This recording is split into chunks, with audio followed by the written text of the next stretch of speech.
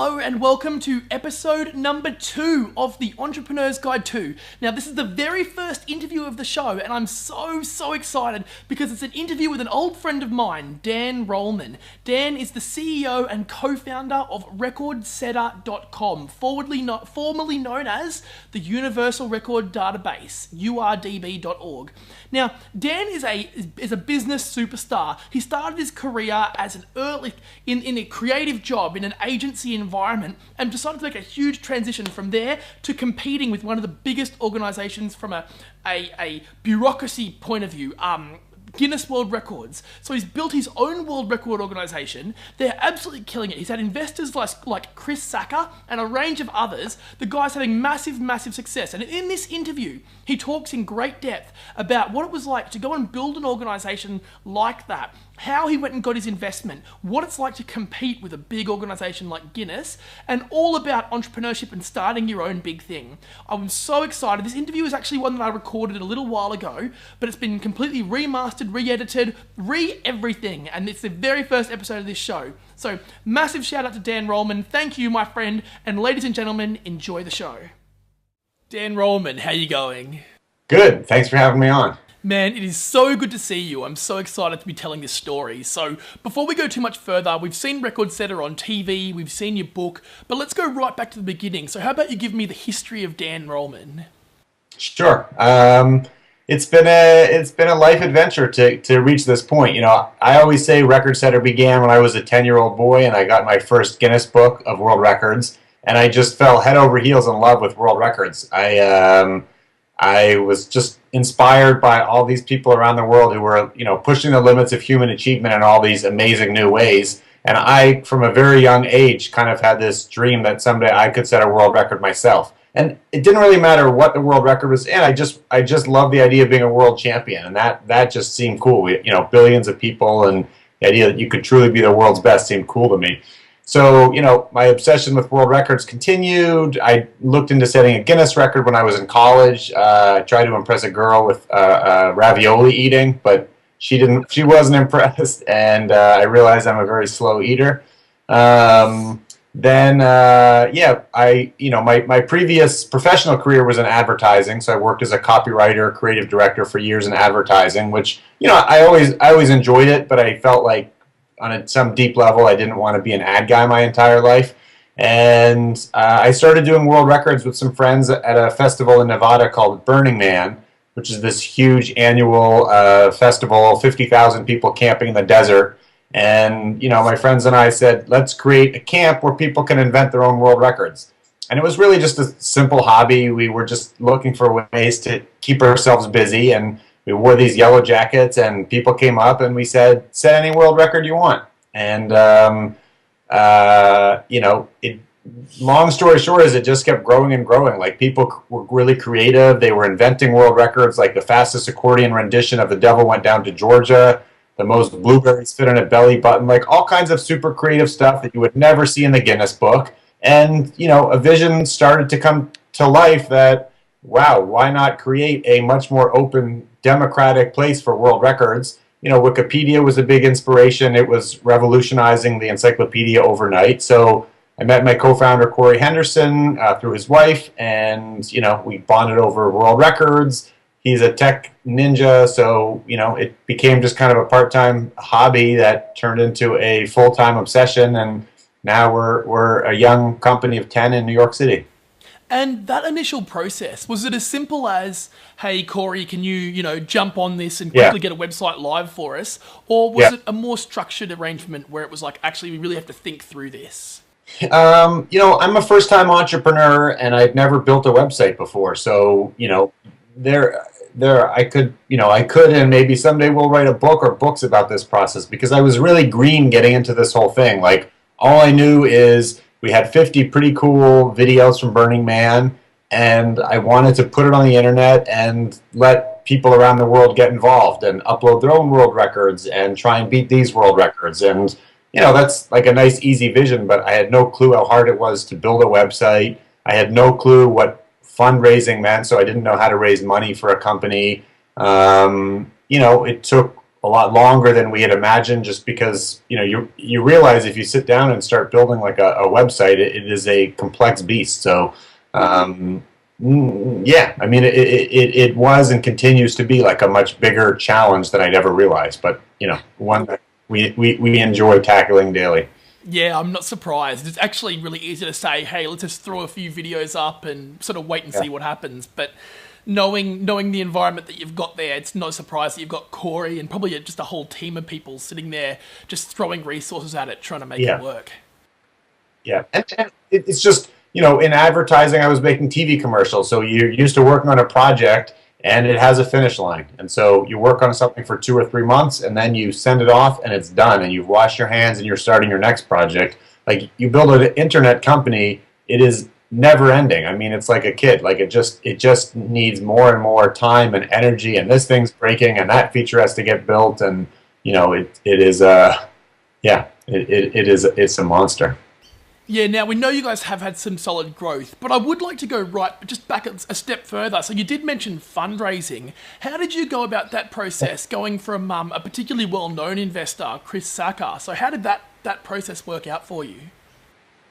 Yeah, Corey was more versed. He had been part of some previous startups, so I was really just starting to read books on how to start a business, and I didn't know the difference between an angel investor and a venture capitalist. And there was a Guy Kawasaki book I read, which I recommend to a lot of newbies, called The Art of the Start, which really just gave me the fundamentals. And then I was just reading a lot of business books about the journeys that other entrepreneurs had, and from the Zappos book, it's amazing to read that story and how the company almost, was on the verge of disappearing. Reading about, there was a great book about eBay, and you try and get involved in your local community. I was going to a lot of the New York tech events and meeting other entrepreneurs, and realizing that running and starting a company is not a science. It's just and you're continually trying to improve on it. So, but I mean, in terms of the nuts and bolts, we put together a deck and basically said, I mean, we knew it was a cool project. We knew if people were going to get into this, it was going to be a cool website, but that means really nothing to an investor. Like, they want to see how you can turn this into a profitable company. So we put together a deck which showed our, preliminary visions of, here's how we think advertisers are going to get involved with Record Setter. Here's how we think we can get into the realm of books. Here's why we think a TV show makes sense. Here's how live events can be turned into money. And then, you take this vision, you meet with a bunch of investors. Some of them give you blank looks and think you're, out of your mind. And you kind of just keep knocking on doors until hopefully you find somebody who shares the sparkle and says, wow, like, that is really cool, and this thing has the opportunity to be huge, and we believe in it and believe in you. Yeah, that's awesome. Yeah, clearly that is the key path here, because you guys have had so much success doing it. So the key takeaway for me is hey, I've got an idea, I want to do something, so I'm just going to take active steps to make it happen and keep iterating until we get there. Yeah, and I think, I mean, I remember having a pivotal moment in terms of the company. I had quit my job in advertising and I was freelancing, and I wrote a screenplay, and I was working on an art project, and I thought culinary school would be cool. And I mean, I think, like many of us, I just had a lot of ideas running through my head, and I wanted to try and execute 20 things at once. And I think one of the lessons that I've learned is the importance of putting things on the shelf, and knowing when to when you have your big idea that just keeps coming back to you. And I remember talking to a dear friend of mine, Mike Kennedy, and was explaining to him the idea of the website. And the moment he got it, he thought it was just for Burning Man people. And I was like, no, man, this is going to be a website that lets anybody set world records. And he just said, he's like, you always have lots of interesting ideas. That's a really big idea. You need to make some sacrifices in your life. You need to put a lot of things in your, in your world on hold, and you need to focus on that thing. And it was sage advice, and really essential in us getting this far.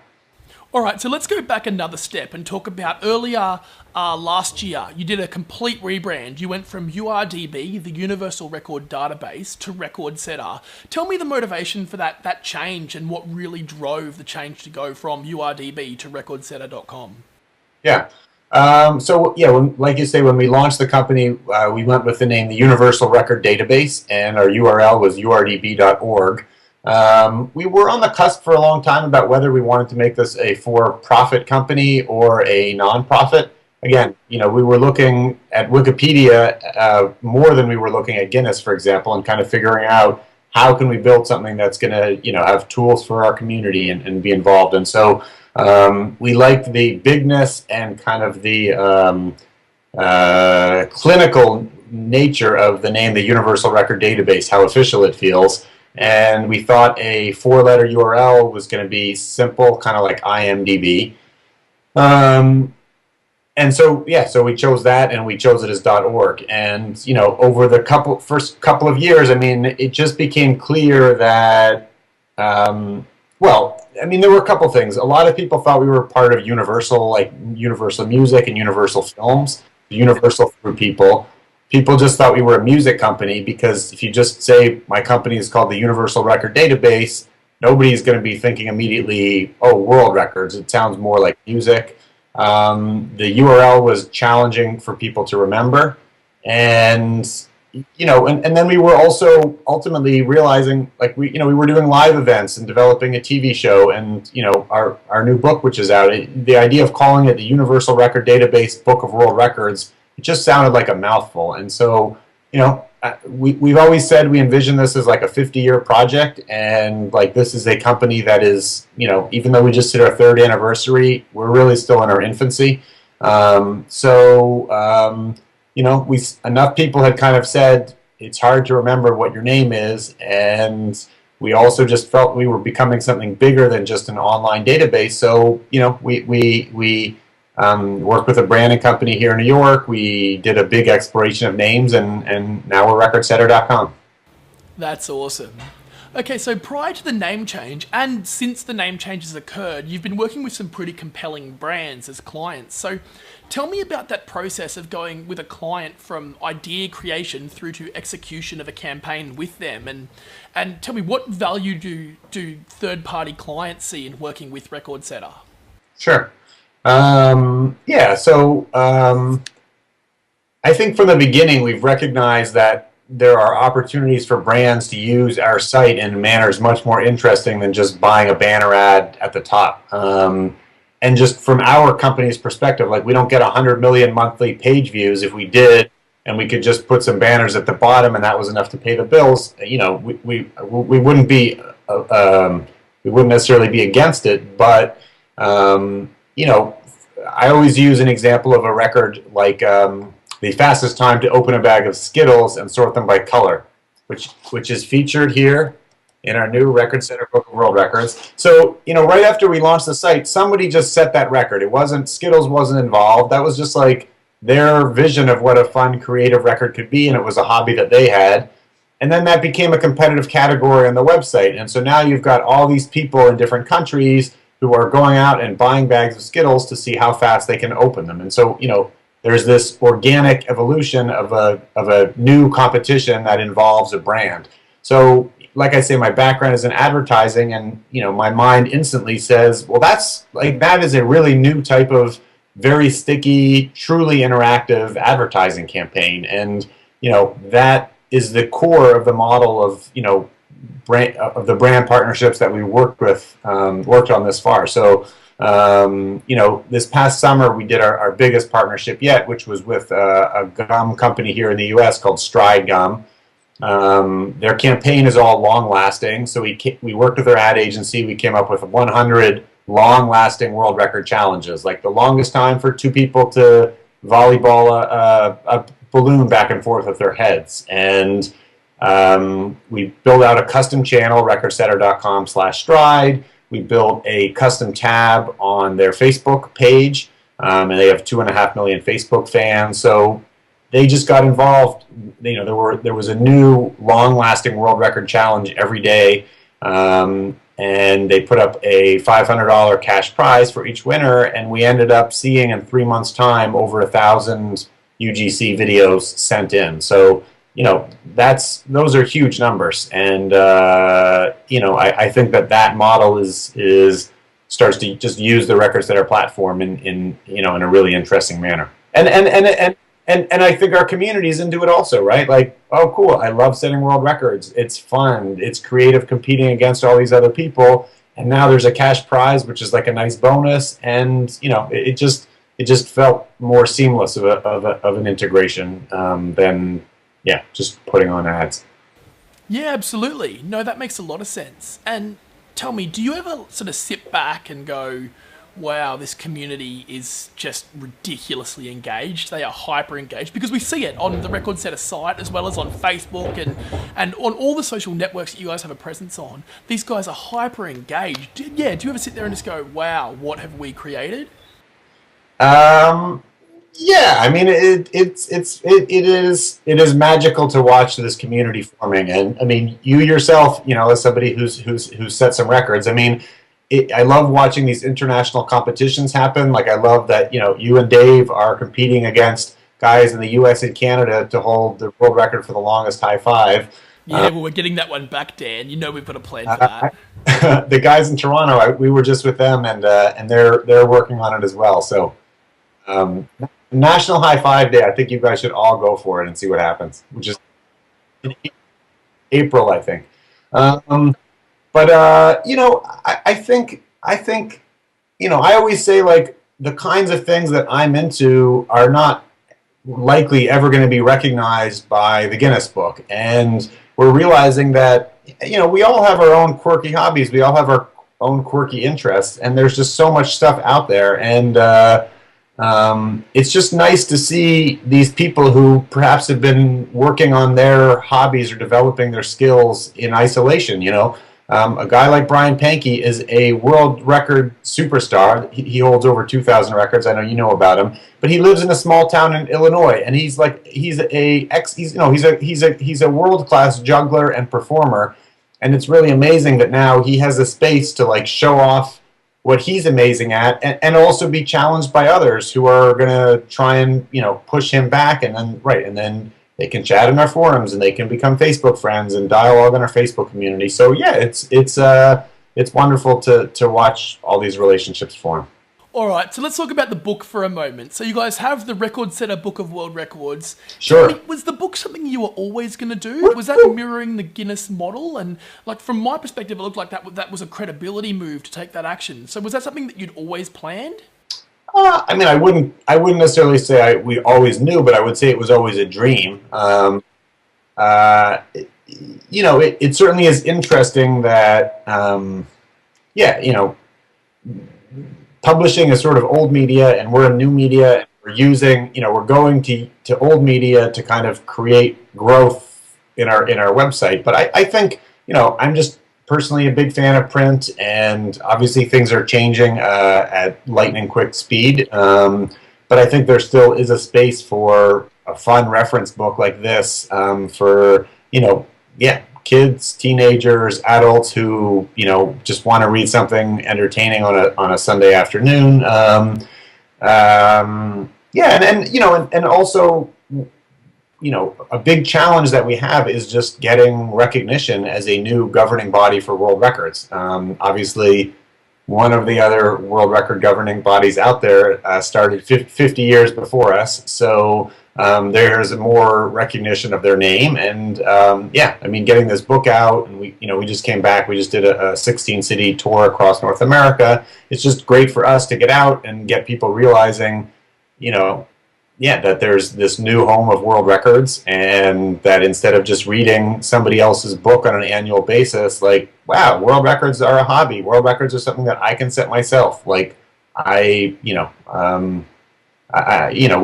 just say we're changing world records from something you read about to something you set yourself, and I think the book is just a great tool to you know, get that message out there. All right, well, this has been amazing, Dan. Thank you so much. Recordsetter.com. If you're still looking for a holiday gift, or, you know, anytime, I mean, this book is great for kids, teenagers, adults who just like fun stuff, and I hope you'll set some world records. Yep, well, after we had the US guys come in and take that world record, we know we're going to have to come back in and Yes. get back. And, you know, I would say at the end, I would just say, like, being an entrepreneur, again, is an extraordinary tough challenge. So I would say if you're going to jump into it, like, first of all, find something that you truly love and prepare yourself for more work and, you know, late nights and lost weekends, like loving your thing. But it is truly like the most rewarding professional chapter I've had in my life by far. And I had an old boss who said his business advice is that everybody should try and start a company at one point in their life, and I think it's advice to be passed on. Dan Rollman, thank you so much for being here. We really appreciate it. Anytime. It's great to catch up with you. That was my interview with Dan Rollman, the CEO and co-founder of RecordSetter.com. Now, don't forget, if you want to go and set your own world record, head on over to RecordSetter. It's so easy to make a start. There's a great video tutorial on how to do it. But whatever you do, make sure you just get in there and give it a go. If you want to learn more, RecordSetter.com. You can follow RecordSetter on Twitter at twitter.com/RecordSetter. Dan Rollman, thank you very much, my friend. For those of you who want to learn more about this, theentrepreneur'sguide2.com or twitter.com/Matthew Kelly. Make sure you subscribe on iTunes or on YouTube. And just remember, this world is there for those who choose to step up, to take action, to live that life, add their value. So whatever you do, take Dan's advice, make a start. It's a different lifestyle, but it'll be a massive ride. This is Matt Kelly. Thank you very much, and we'll see you next time.